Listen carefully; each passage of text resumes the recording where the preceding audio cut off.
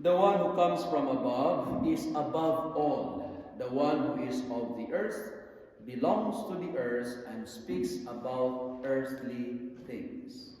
Good morning, my friends. Our gospel speaks to us two realities.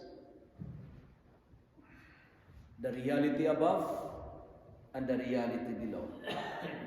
It speaks about heavenly reality. And on the other hand, it speaks about earthly reality. One is above the other, and what is above all. What is below is below. And I remember, during my reflection last Tuesday, I told you that the love of heaven make us heavenly, but attachment to the things of the earth make us also earthly and worldly. That's why, since the gospel says the one who comes from above is above all, we are reminded today not to allow earthly things below prevents us from rising. Because we are not meant for below, we are meant for above. We cannot go up if we love to hold hands with the world. We will never understand or we will never appreciate heaven if we love to talk about earthly treasures. The same thing in my life. I cannot appreciate the beauty of Canada if I keep on telling and speaking about the beauty of the Philippines. I'm not saying that the other is superior than the others, unlike the comparison, the heaven and the earth. But what I'm trying to tell you, my dear friends, is, I repeat what I've said, we cannot appreciate heaven if we love to talk and discuss about earthly realities and treasures. The things of the world, the cares of this world, the realities of this world sometimes forbid us or obstruct us to enjoy the joy of heaven.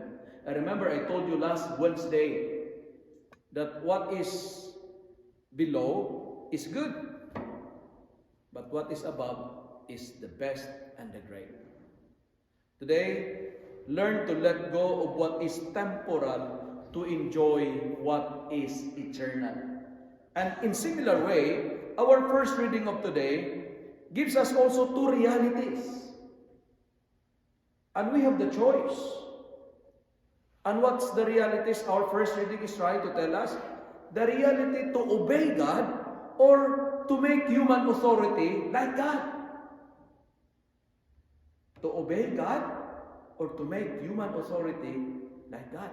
But it is very clear also at the end of our gospel, when we obey God and believe in Jesus, we will inherit eternal life. And that's the beauty of putting our obedience to God.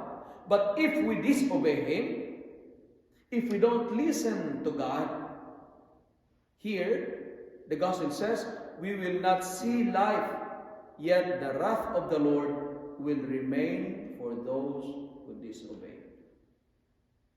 And the parishioners, we will never go wrong in obeying the Lord. There are no mistakes in obeying the Lord. Because when we obey the Lord, He will listen to our cry. That's what the responsorial psalm is telling us. The Lord hears the cry of the poor. I say it again, we will never wrong in obeying the Lord because there are no mistakes in obeying God. As what my old formator told me before. He told me when I was not a priest, said, Brother Jack, keep obeying. Because obedience is a mark of a wise man. Obedience is a mark of a wise man. You will never go wrong in obedience. My dear friends, my dear brothers and sisters, today, never trade the temporal to what is eternal. Because what is above all. We are not designed for below. Because our origin is from above.